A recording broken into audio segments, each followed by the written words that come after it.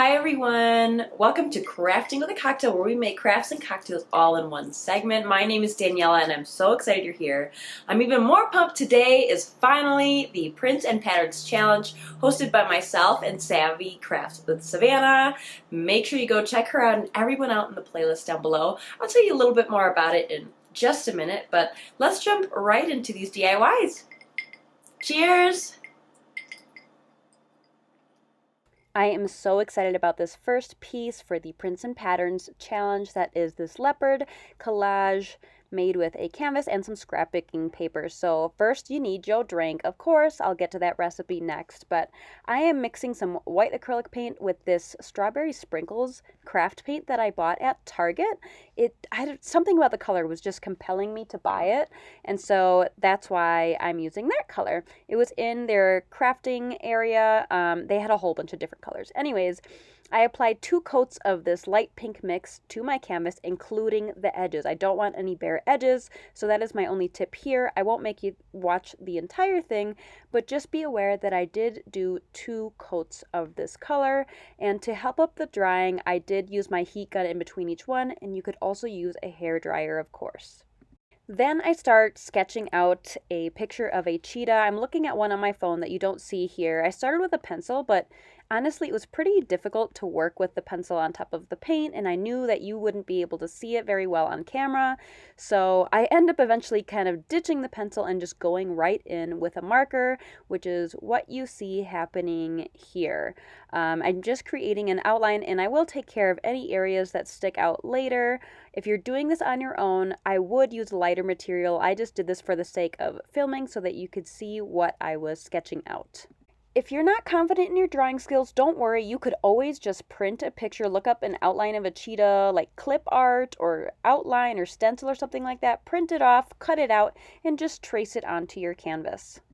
Now I'm going to take some parchment paper and trace over this with a black permanent marker. I do not want to use a washable marker because that's just going to smudge all over the place, and this actually ended up working perfectly for its intention because it did exactly its purpose. It transferred some of that marking onto the papers when I started tracing them out with pencil.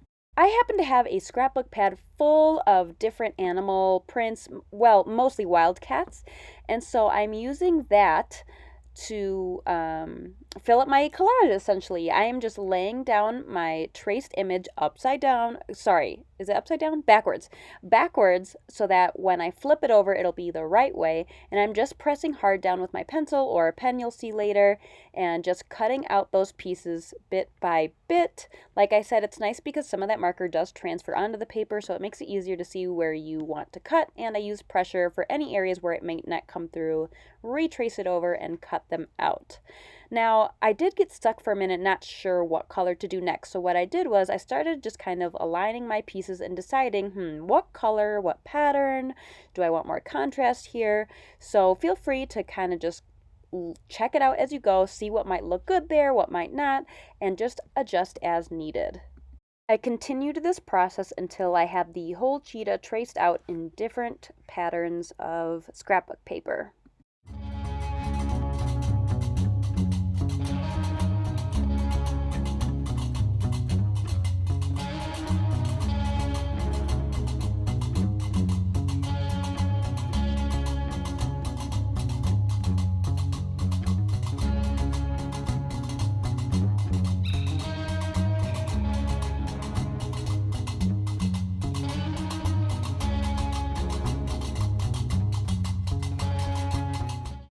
Once all of that was done, I start gluing down my pieces. Now, I do fluctuate between using hot glue and using just a crafting glue. I'm not sure which I like better. The hot glue kind of leaves it a little bit lumpy sometimes. It's hard to reposition, whereas the craft glue works for that. However, there were some areas where I knew I really wanted to stick down good, so honestly, I used both back and forth, but I did not use both on the back of any one piece of paper.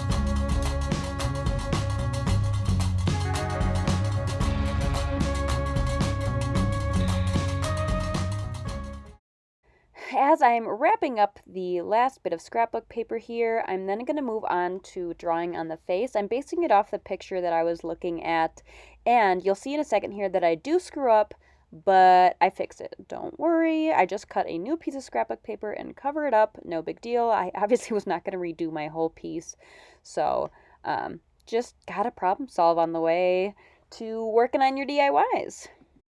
I made the mouthpiece like too high. So here you can see I drew it lower, and like I said, I just fix it by cutting a new piece of scrapbook paper and I just glued it right on top. You honestly can't even tell. It still meshes perfectly with the original image. Then to finish it off, I'm just going back with that same background color and I'm covering up any spots where I might have smudged some marker or any of those outline marks that were from the beginning when I was tracing out my animal. Again, if I were you, use a lighter color so you can see it and that you don't have to do this step necessarily. But otherwise, that's it. I think this is absolutely beautiful. I think it's got a nice modern touch to it and still that kind of jungle feel. Honestly, I'm absolutely in love with this piece and so glad that it turned out as well as I had hoped. Today's cocktail is a little bit special for our special challenge. Let's check out what it was. Today's special cocktail is called the Jungle Bird, and we are using some pineapple, dark or spiced rum, limes. I don't have Campari, I believe it's called. I will link the recipe I followed down below. But there is an ingredient called Campari, and I couldn't find that at either of my local stores, so I'm just mixing a splash of grenadine with some aromatic bitters and hoping that it gives about the same flavor. It sounds like it was sweet but bitter, so that's the vibe I'm going for here.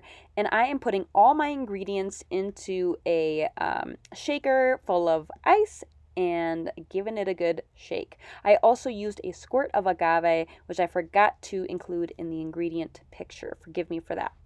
Like I said, I will leave the original recipe down below. I kind of just winged it based off what I had read. I wasn't really measuring the ounces and such. I kind of like to do it that way when I can. But anyways, once you've gotten that all shaken up, you're going to pour it over a glass so that also has ice in it. And then just garnish this delicious drink with a slice of lime and a pineapple chunk as well. And honestly, I had never tried this before, and obviously I didn't use Campari, so it's not perfectly the right recipe, but it was delicious, so I recommend you give it a try. Before we move on to our next DIY, I want to tell you about today's challenge. It's hosted by me and Savannah at SavvyCraftswithSavannah, and people had to create at least one DIY using any sort of pattern and or animal print, and then all of those extra details that you see here. I'm super excited to see what people created, and we both just wanted people to think outside the box, and we both love animal print, so we thought this would be a fun challenge to host together. And yeah, check out the playlist down below as well as Savannah's channel. Now let's move on to our second DIY.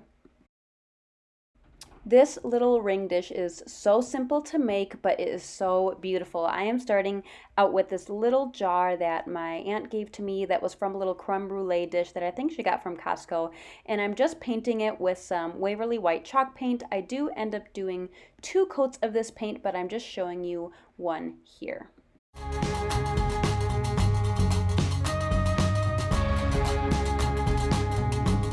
When that's well coated and dry, I am taking this paper bag from the party section at Dollar Tree that came in a 3-pack, and I'm tracing the base of my jar there.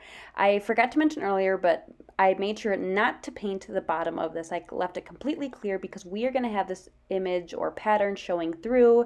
This is a white paper bag, but it's got this really gorgeous metallic turquoisey leaf pattern on it that I absolutely love. So I just traced it out, cut it out to fit, and then I'm going to adhere it.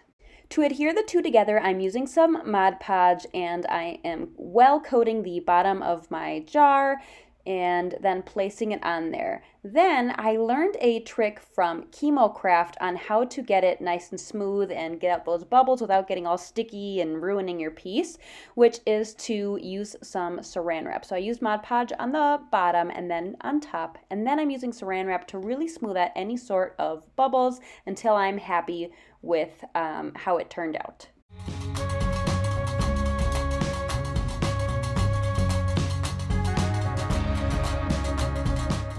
Now, I wasn't originally going to do this, but I felt like the ridges on this beautiful jar just weren't standing out. So I am using a small chippy brush and some Antique Waverly wax and just really lightly dry brushing on these like ridges to really help them stand out and give it a lot more detail. And I think it made a huge difference. So I'm glad I did that.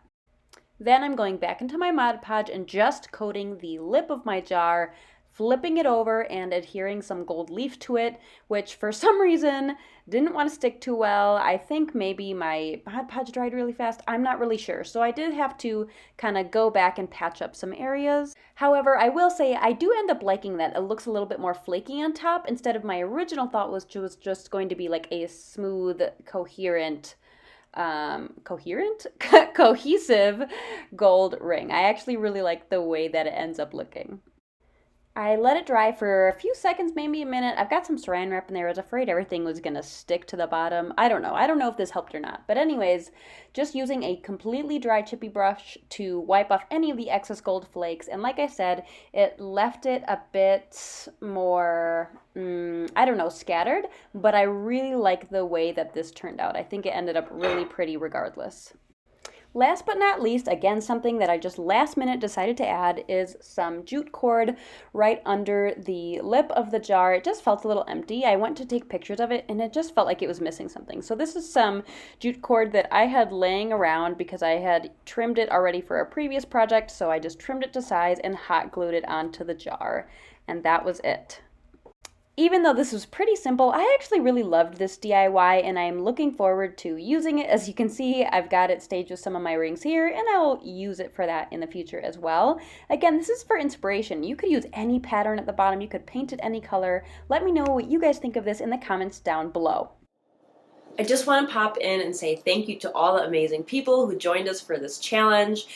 Savannah and I thought this would be really outside the box for people to think about using all sorts of different patterns, all sorts of different prints, and we were really excited about it. So thank you to everyone who's participated, thank you to everyone who's watching, and if you dig me, if you like what you see, if you want to have a cocktail with me, again next time, make sure you hit that subscribe button below. It also super helps my channel when you like my videos, so it brings more audience to it, and when you comment on it. So make sure you do all of those so that we can keep growing. Alright, let's move on to our next DIY. This DIY is very new for me. I have never made a paper flower before, but I'm not really sure what inspired it. I just had this urge to use some patterned paper to make one. And I watched a video for how to make one with a woman who used this like hole punch, but they were flower shaped like this. I don't have that.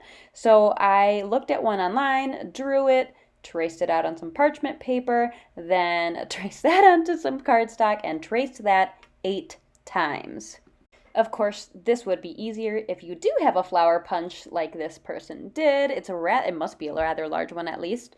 But you could also do it behind the way I did, which took a little bit of time, especially in terms of cutting it, but I think it was well worth it in the end.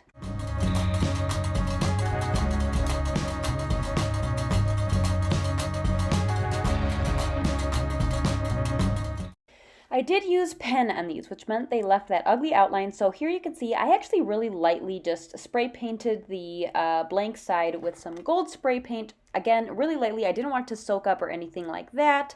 And I think it made a huge difference in the end.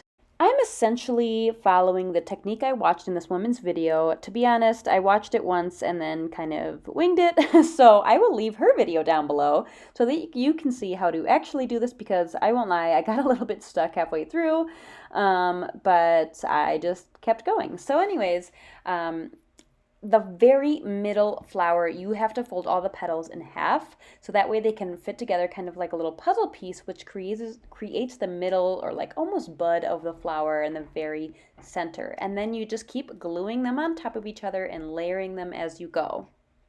I will say I didn't realize how much gold would show in this process. I really loved this cool lime green and gold and white patterned paper I was using and wanted more of that to show. In the video that I had watched, it was a double-sided one colored paper, so I wasn't aware of that. So I do wish I would have flipped some the other way around so that you would have seen a contrast between each layer of some more green, some more gold from that spray paint. But lesson learned, I can always do it again next time. So as you can see, I am just gluing each layer to each other. I'm kind of bending the little petals out when I can. Sometimes it worked, sometimes it didn't. I'm really just working with the material as I go until I'm happy with the result.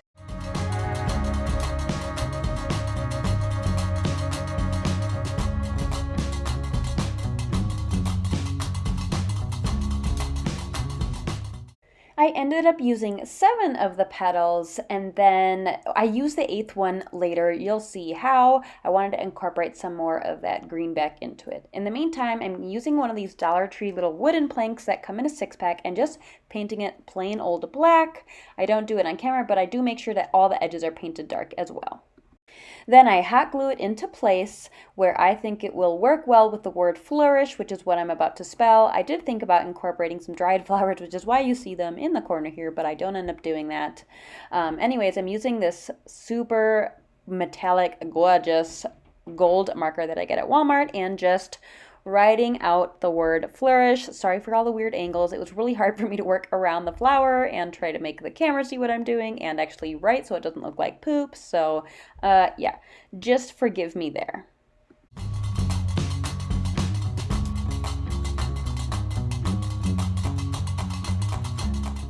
Then, like I said earlier, I used that last flower to incorporate some more of the green because I really wanted more of it to show. So I'm just actually cutting it out of the flower itself and then just hot gluing that green side up so you can see it, more of it better. I really just loved this paper and wanted it to show more. This is how gorgeous she's looking. As a last touch to let it hang, I just hot glued some wire on that I forgot to catch on camera, but oh well. I think it turned out pretty gorgeous overall. I think I would try paper flowers again in the future. Let me know what you guys think down below and check out the playlist as well as Savannah's channel, and I'll see you next time. Bye!